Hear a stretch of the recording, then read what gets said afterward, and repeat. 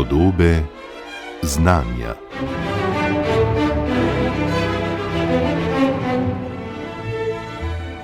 Kdaj in kako so začele nastajati prve zvezde in galaksije v oddaljenem in v temo zavitem otroštvu našega vesolja, je eno izmed najbolj vznemirljivih vprašanj sodobne kozmologije. A iskanje odgovorov nanj je vse prej kot preprosto. Govorimo namreč o času, ki je tako oddaljen in odmaknjen, da je iskanje informacij o tem, kaj se je dogajalo pred 13 milijardami let in več, izredno zahtevno in dobesedno na sami meji možnega. Med ključnimi orodji za reševanje tovrstnih ugank je zdaj brez dvoma vesoljski teleskop Jamesa Webba, katerega kamere lahko v bližnji infrardeči svetlobi vidijo globlje v čas, kot smo zmogli kadarkoli prej. Z njegovo pomočjo raziskuje letošnja prejemnica priznanja, ambasadorka znanosti Republike Slovenije, profesorica doktorica Maruša Bradač z Fakultete za matematiko in fiziko Univerze v Ljubljani, in najbolj svežim spoznanjem o najstarejših zaznanih galaksijah se bomo posvetili v tokratnih podobah znanja. Profesorica Maruša Bradač, lepo pozdravljeni in čestitke za nagrado. Najlepša hvala. Ko sva se pred manj kot 2 letoma pogovarjali prav v oddaji Podobe znanja, smo še čakali na izstrelitev vesoljskega teleskopa Jamesa Webba in veliko je bilo napetosti in neznank, ali bo šlo vse po načrtih in željah. Vi pa ste bili takrat še na Kalifornijski univerzi v Davisu v Združenih državah in pravzaprav še v pripravah, da se po dolgih letih v ZDA vrnete v Slovenijo.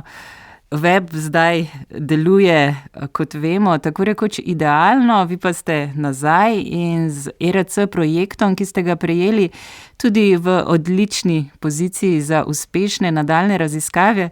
Lahko bi rekli, da so se stvari res odlično odvile. Ja, zagotovo. Brez pretiravanja lahko rečem, da so se stvari odvile kot v najlepših sanjah, kajti teleskop res odlično deluje.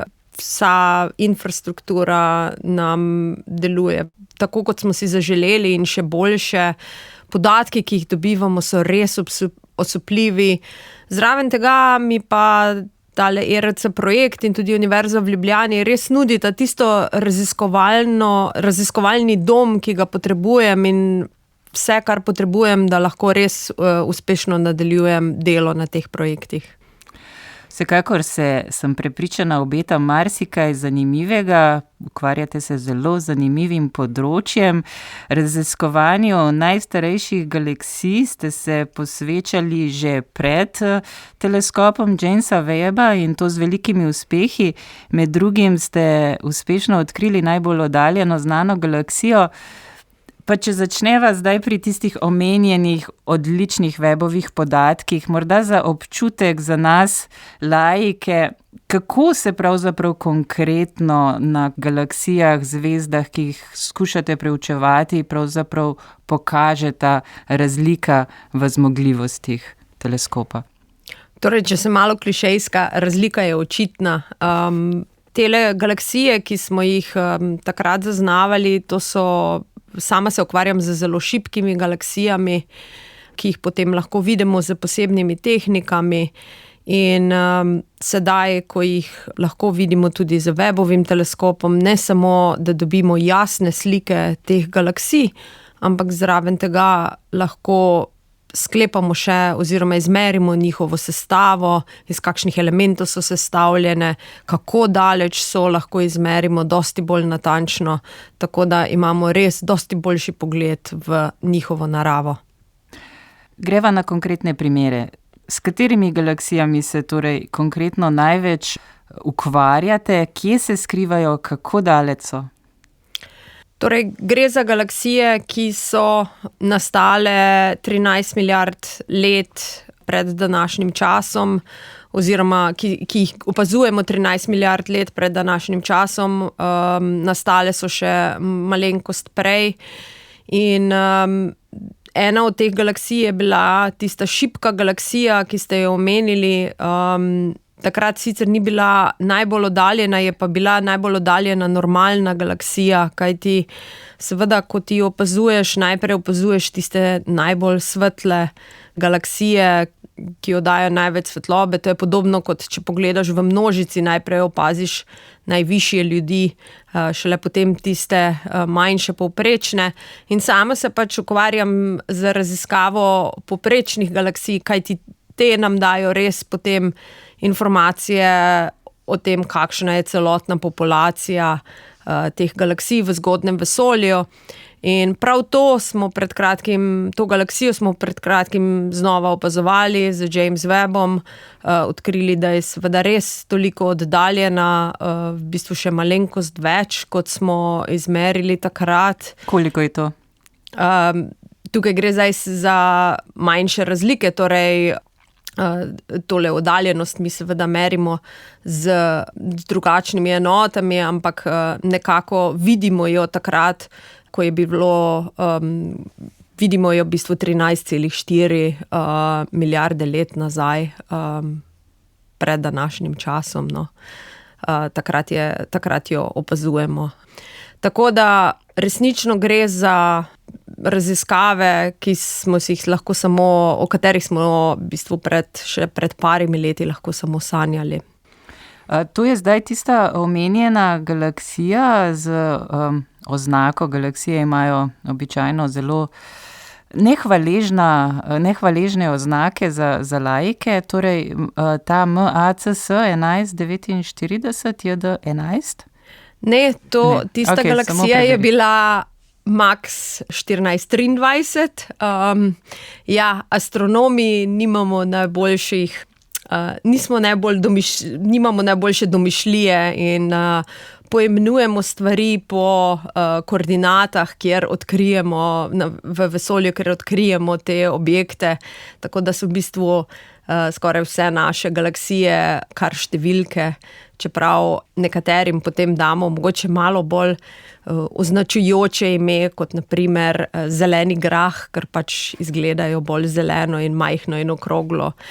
Ampak imena res niso najbolj hvaležna. Tale druga galaksija, o kateri pa govorimo, je pa tudi 13,4 milijarde let nazaj. Je pa galaksija, za katero smo mislili že pred časom, da je začela tvoriti svoje zvezde v zelo zgodnjem času, kar je takrat bilo res presenečenje.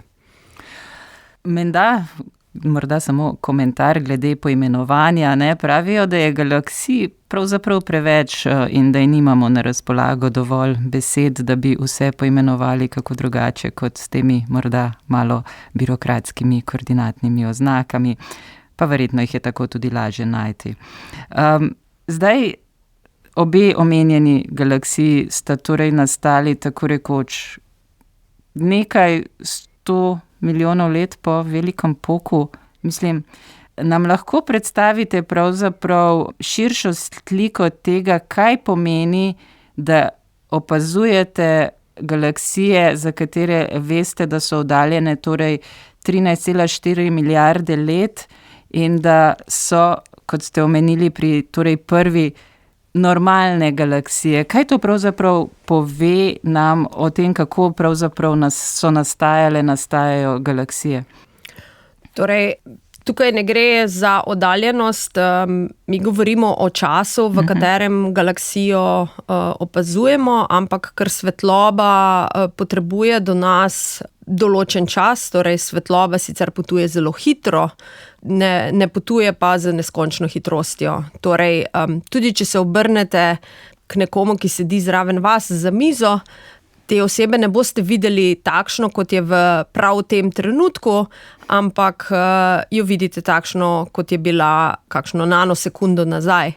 Torej, svetloba potrebuje nekaj časa, da pride do nas in seveda od teh bolj kot gledamo oddaljene galaksije, bolj gledamo v zgodovino vesolja. Kajti svetloba iz teh galaksij, ki jih opazujemo, je do nas potrebovala več kot 13 milijard let in tako lahko direktno pogledamo v zgodovino vesolja. Kako oddaljene so pa te galaksije, so pa oddaljene v bistvu še dosti več, kajti mi pogledamo v zgodovino vesolja 13 milijard let nazaj in medtem se je seveda še vesolje dalje razvijalo, tako da te galaksije so še bolj oddaljene in v bistvu verjetno niti več ne obstajajo, če bi jih pogledali, če bi se lahko odpeljali do njih in jih pogledali dan današnji. Tako da ja, imamo v bistvu to srečo, da smo kot zgodovinarji, da imamo direktni vpogled v zgodovino našega vesolja. Kolikšna pa je potem torej ta konkretna razdalja, čez katero opazujete to tako zelo staro oziroma zgodaj nastalo galaksijo? Kako daleč pravzaprav torej prepotuje ta svetloba? V bistvu svetloba potuje 13 milijard svetlobnih let. Tako da tukaj je, svetloba je toliko prepotovala, ampak to ne pomeni, da je galaksija danes toliko oddaljena od nas, ker kot sem rekla, v 13 milijardah let so se stvari še razvijale naprej in zato ne moremo govoriti o tem, da je tale galaksija na današnji oddaljenosti 13,4 naprimer svetlobnih let, ne samo let, ne. 13,4 milijarde svetlobnih let. Tako da to je mogoče za poslušalce malce koncept, pri katerem se mogoče malce lovijo. Tudi sama moram priznati, da pri teh konceptih moram kar globoko razmisliti, da lahko odgovorim na takšna vprašanja, kajti lepo je meriti razdalje, ko lahko vzameš meter, ampak ko pa gre do takšnih oddaljenih objektov, pri čemer se vesolje medtem še spreminja, je pa seveda meriti razdalje toliko težje. Kakšne so torej te zgodnje galaksije v primerjavi z recimo takšno, kot je naša Rimska cesta? V bistvu so dosti manjše, kajti imele so dosti manj časa, da se razvijajo. In pa tudi dosti manj so obogatene z kovinami oziroma z težjimi elementi.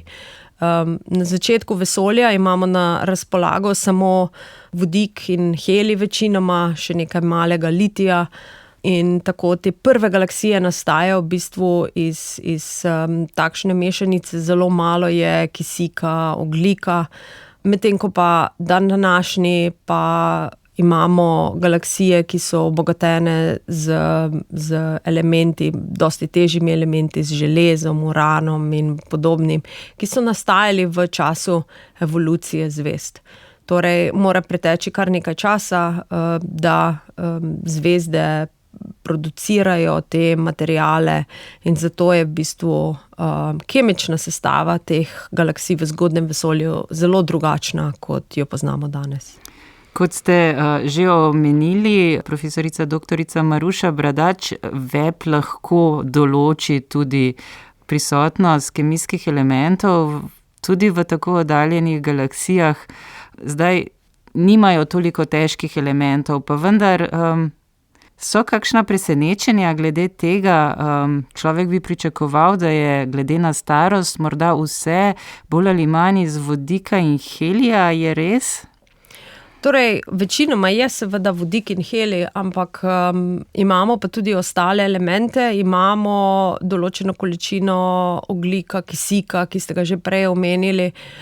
In tukaj ni toliko prišlo do novih spoznanj, da ti elementi so, to smo v bistvu že predvidevali, to ni bilo tolikšno presenečenje. Večje presenečenje pa je bilo, da imamo kar ekstremne razmere, torej ti elementi so večinoma pri zelo visokih temperaturah, višjih, kot smo pričakovali, tako da imamo novo vprašanje, kako dobivamo take visoke temperature, kaj se dogaja v teh zgodnjih galaksijah, opazujemo tudi črne luknje v teh zgodnjih galaksijah, ki verjetno pripomorejo k temu, da imamo res te ekstremne razmere, sploh pri teh prvih, ki smo jih opazovali. Kot pa sem rekla, na začetku se vedno opazujejo te velike galaksije, najbolj masivne, tiste, ki so imele največ časa za razvoj tudi v tem mladem vesolju. Kaj torej, kakšne so domneve, kaj je razlog za tako visoke, previsoke oziroma višje temperature, kot bi pričakovali, in čeprav razumem, torej črne luknje so že zelo, zelo zgoden pojav. Ja, črne luknje so zgoden pojav, te lahko segrejejo posredno material okoli sebe. Prav tako lahko to naredijo zelo masivne zvezde, zelo vroče zvezde. Tako da mogoče je več masivnih in vročih zvezd v tem zgodnem vesolju. V bistvu tukaj še prilagajamo modele in raziskujemo. Seveda na primeru ene galaksije tega ne moremo narediti, potrebujemo več opazovanj in potem bomo tudi z modeli to lažje razložili. Ampak zagotovo pa je nekaj, kar greje plin v tem zgodnem vesolju. Kakšna je sicer zdaj nekakšna osnovna ideja, kdaj so začele torej nastajati prve zvezde in se tvoriti prve galaksije, glede na to, da imamo že zelo zgodaj zelo veliko dogajanja? Ja, tudi ostale galaksije, ki jih opazujemo, so zelo masivne, tako da tista teza, da so verjetno zvezde začele nastajati prej, kot smo mislili, se bo verjetno izkazala za pravilno. In pa tudi vemo, da so zvezde se rojevajo drugače, kot se rojevajo v naši galaksiji, na primer. Pogoji za nastanek zvezd so drugačni, oziroma pogoji, ki jih imajo zvezde za nastanek, moram reči, so drugačni v tem zgodnem vesolju, tako da mislimo, da so zvezde začele nastajati sorazmerno hitro, nekaj 100 milijonov po velikem poku. Na kakšen način so razmere drugačne? Kot sem rekla, imamo zvezde, ki so verjetno bolj masivne. Za primerjavo, glede na kakšne bolj znane zvezde? Ne gre toliko primerjava z zvezdami, gre bolj za sestavo, ki jih imajo te zgodne galaksije v primerjavi z galaksijami, kot je naša galaksija, recimo.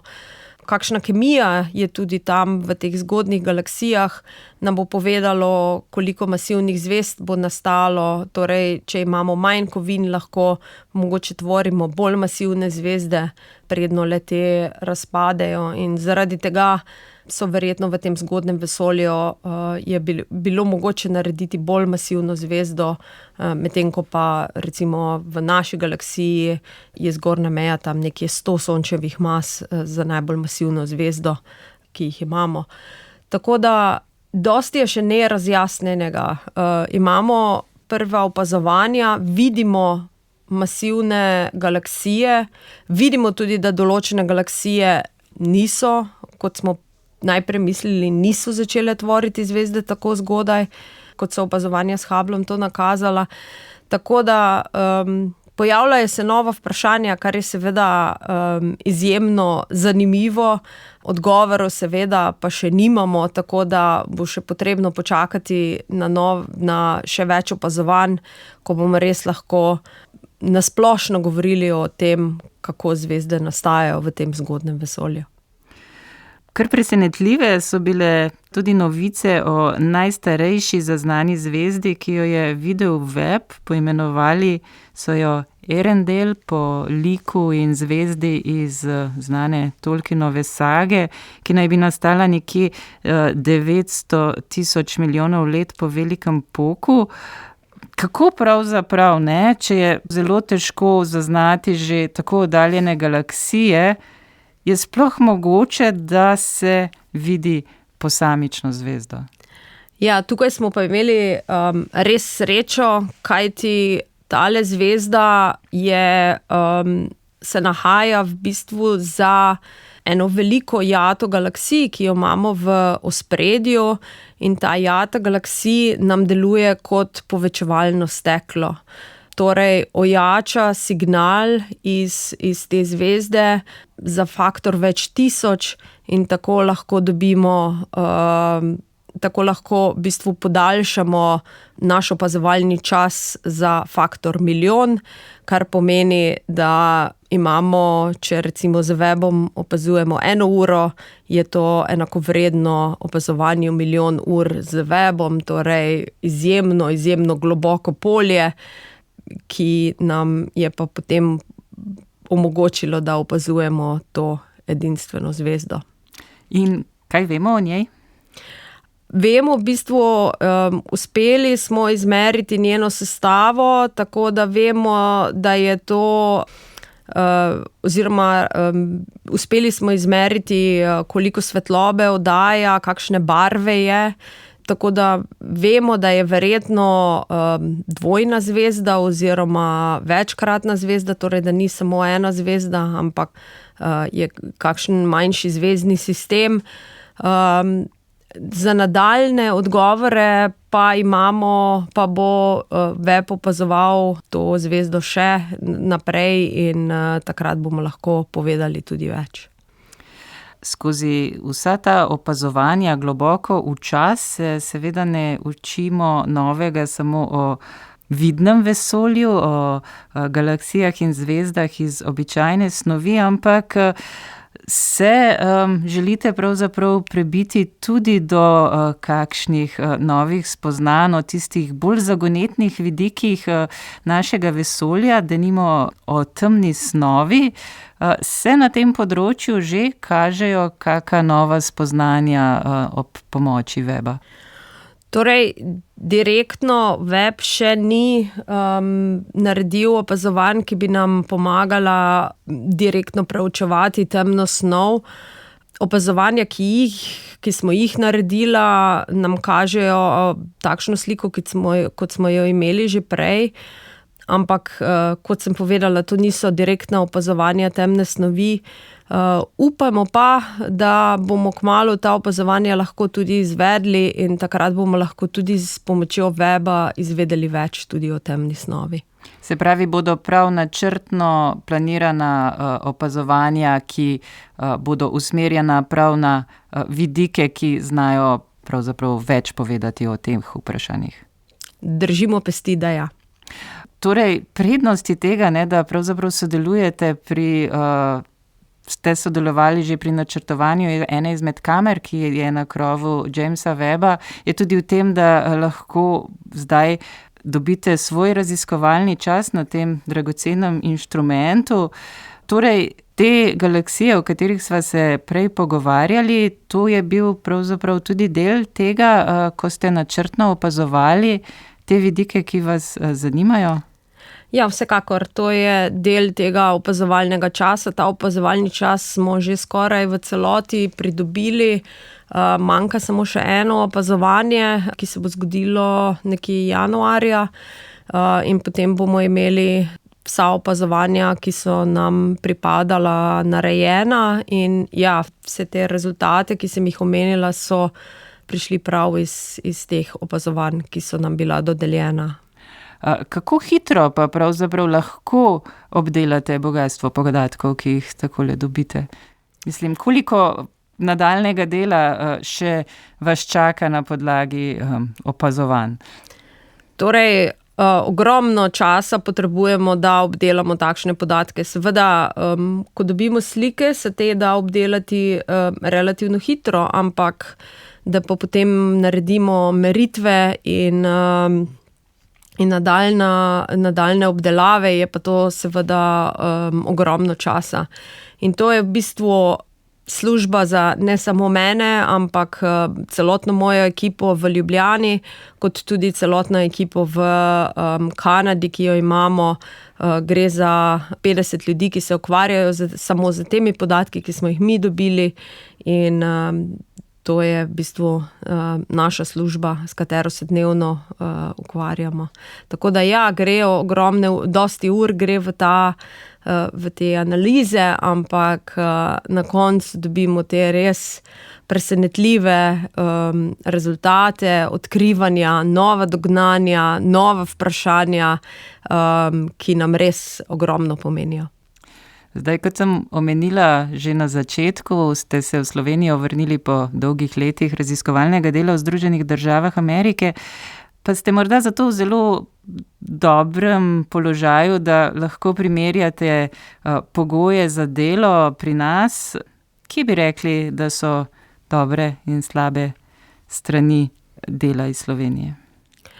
Torej, zagotovo dobra stran dela v Sloveniji, ki jo tudi jaz sama občutim, je dostop do evropskih sredstev. Projekt ERC mi res omogoča svobodo pri mojih raziskovanjih. Tudi v Združenih državah lahko seveda dostopaš do projektov, ampak možnosti so v Evropi vseeno dosti boljše.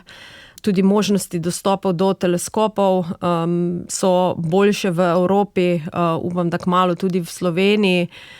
Kar pa vidim kot negativno stran v Sloveniji, so pa priložnosti za mlade. Torej, ljudje, ki so komaj začeli svojo kariero, nimajo toliko priložnosti, da se uveljavijo, v bistvu so skoraj prisiljeni iti v tujino in vidim, da ogromno odličnih ljudi izgubimo na ta račun in tukaj bi res si želela, da se to popravi in da bi imeli v bodoče tudi mladi raziskovalci možnost si pridobiti projekte, zagonske projekte, ki bi lahko potem jim omogočali, da se nadalje uveljavljajo preko evropskih sredstev in tako naprej.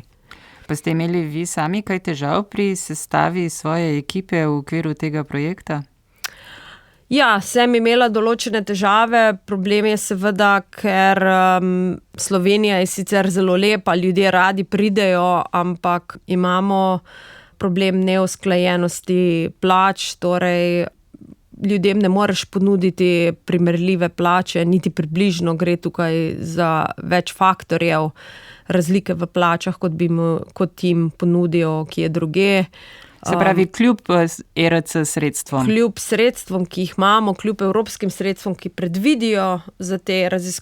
lahko predvidijo za te raziskovalce dovolj denarja, mi tega denarja ne smemo ponuditi takšnim raziskovalcem in potem se seveda odločajo, da grejo drugam.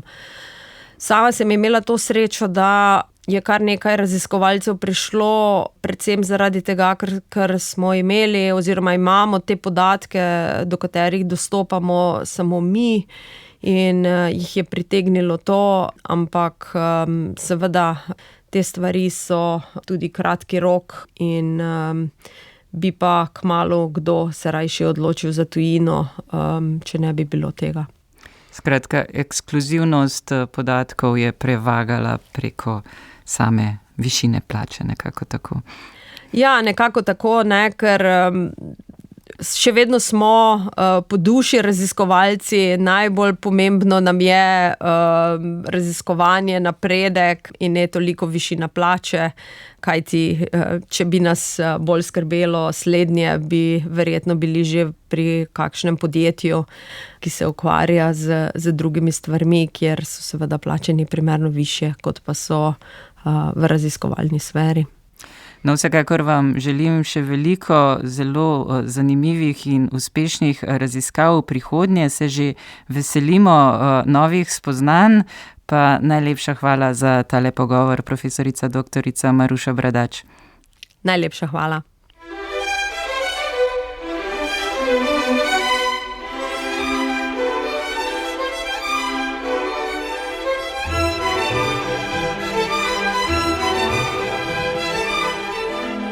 Podobe znanja. Sprejemnico priznanja ambasadorka znanosti Republike Slovenije, profesorico doktorico Marušo Bradač z Fakultete za matematiko in fiziko Univerze v Ljubljani sem se pogovarjala Nina Slaček.